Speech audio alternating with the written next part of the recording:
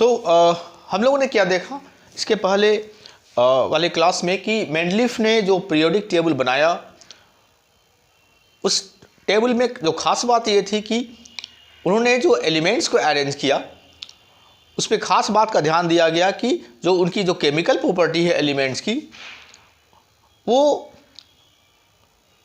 सारे एलिमेंट्स जो एक ही केमिकल प्रॉपर्टीज़ के हैं या सिमिलर केमिकल प्रॉपर्टीज़ के हैं उन्हें एक साथ रखा जाए।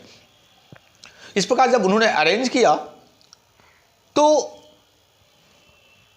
उन्होंने देखा कि एटॉमिक मास इंक्रीजिंग ऑर्डर में है, तो उन्होंने एक लॉ भी दिया जिसे हम लोग कहते हैं मेंडलीव्स पीरियोडिक लॉ, जिसमें उन्होंने क्या कहा, उन्होंने कहा कि जो पीरियोडिसिटी है, केमिकल प्रॉपर्टीज़ की जो पीरियोडिसिटी है, मतलब केमिकल प्रॉपर्टीज एक इंटरवल के बाद वो रिपीट करेगी, वो increasing order of atomic mass के रूप में होता है। मतलब अगर increasing order of atomic mass wise elements को अरेंज करेंगे तो एक खास इंटरवल के बाद एक खास समय के बाद एलिमेंट्स पहले वाले एलिमेंट्स के केमिकल प्रॉपर्टीज़ को वो रिपीट करेगा।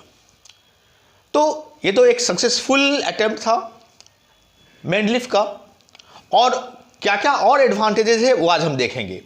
We will see today advantages of Mendeleev's periodic table. पहला जो एडवांटेज है वो है कि उन्होंने he could classify and arrange all these 63 elements discovered at a time. उनके समय में जिस समय उन्होंने ये पीरियोडिक टेबल फॉर्मुलेट किया, बनाया, उस समय 63 एलिमेंट्स जानकारी में थे और उन सारे 63 एलिमेंट्स को उन्होंने सक्सेसफुली, ऑलमोस्ट सक्सेसफुली उन्होंने अरेंज कर दिया। तो एक पहली अच्छी अटैम्प्ट थी। इसके पहले जो अटैम्प्ट था न्यूलैंड का, उन्होंने भी अरेंज किया था सारे एलिमेंट्स को, लेकिन ये पाया गया था कि कैल्शियम के बाद एलिमेंट्स लॉ को सही ढंग से फॉलो नहीं कर पा रहे थे। मतलब कैल्शियम के बाद एलिमेंट की जो प्रॉपर्टी थी वो प्रीवियस एलिमेंट की प्रॉपर्टी से मैच नहीं खा रही थी। लेकिन मेंडलीफ ने जो फॉर्मुलेट किया टेबल को, चूँकि उन्होंने केमिकल प्रॉपर्टी को ज़्यादा प्रीफरेंस दिया था, इसलिए उनकी जो ऑलमोस्ट सारे एलिमेंट्स कहीं ना कहीं सही बैठ रही थी। तो 63 एलिमेंट्स जितने भी जानकारी में थे उस समय, उन सारे एलिमेंट्स को उन्होंने सक्सेसफुली अरेंज करने की कोशिश की और अरेंज भी किया। तो एक पहला एडवांटेज है। सेकेंड एडवांटेज है जो अभी थोड़ी देर पहले मैंने आपको वीडियो बताया कि ही लेफ्ट फ्यू गैप्स। उन्होंने कुछ जानबूझ करके गैप्स छोड़ दी। जब टेबल बनाया तो कुछ जगह पे उन्होंने खाली पॉकेट बना दिया। He left some few gaps and predicted, और उन्होंने प्रेडिक्ट किया कि कुछ और एलिमेंट्स जो अभी हमें जानकारी में नहीं है बाद में डिस्कवर होंगे और ये स्थान उस एलिमेंट्स के लिए है।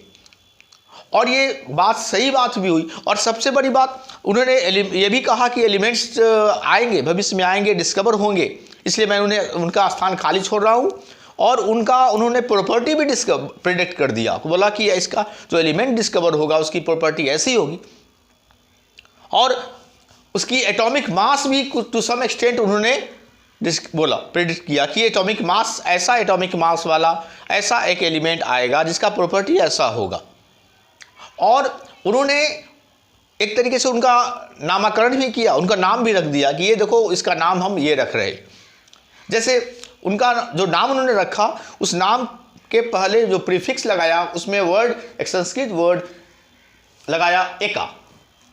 एका संस्कृत वर्ड, एका का मतलब होता है वन।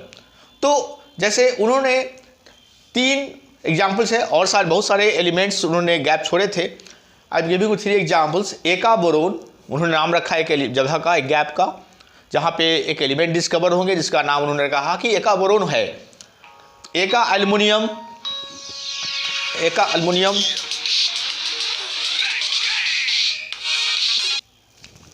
एका बोरोन, एका एल्युमिनियम, एका सिलिकॉन।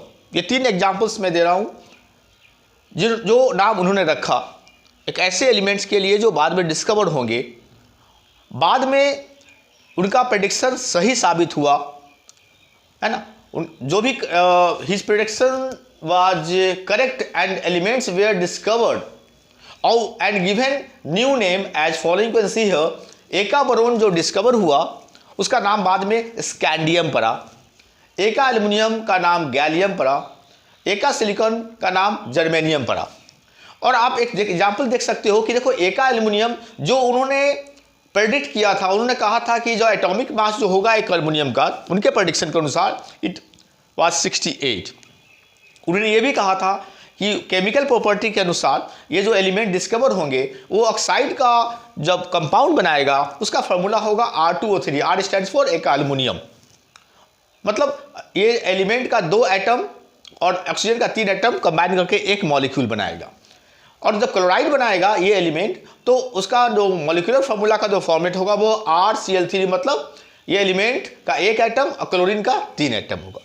बाद में जब उस स्थान के लिए जो एलिमेंट सही में डिस्कवर हुए जिसका नाम गैलियम रखा गया, आप देखो कितना क्लोज है एटॉमिक मास उनके प्रेडिक्शन के अनुसार और रियलिटी के अनुसार, 69.7, almost very very close to 68।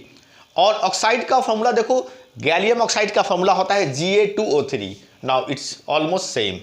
और यहां पर देखो गैलियम क्लोराइड का फॉर्मूला होता है GaCl3, that what he predicted. So you can see how good and very correct prediction he made। तो ये एक बहुत बड़ी एडवांटेज है। उसके बाद जो थर्ड इंपॉर्टेंट एडवांटेज है वो है he also corrected atomic mass of few elements, जो बहुत ही रेवोल्यूशनरी आई थिंक एडवांटेज कर सकते हैं हम लोग।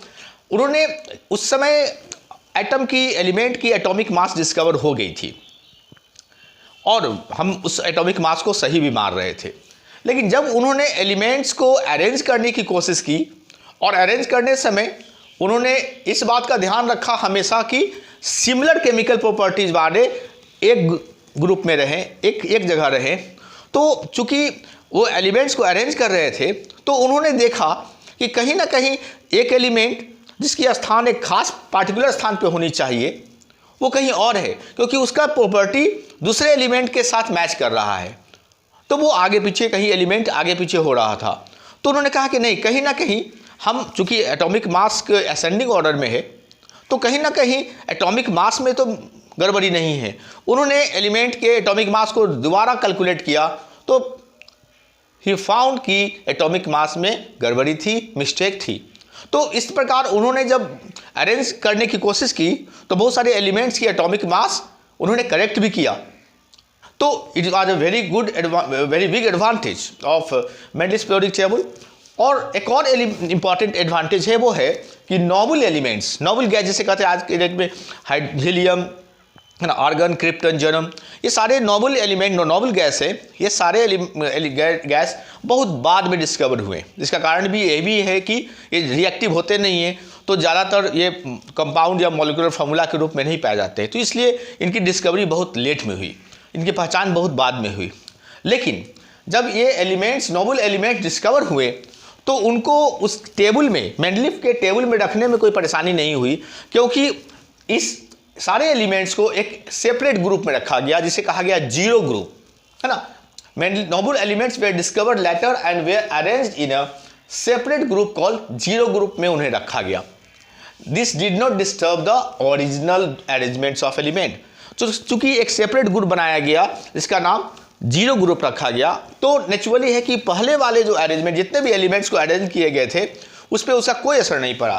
तो जीरो ग्रुप का मतलब यहाँ पे, सपोज ये पीरियोडिक टेबल है तो लास्ट में एक हमने जीरो ग्रुप बना दिया, जीरो ग्रुप।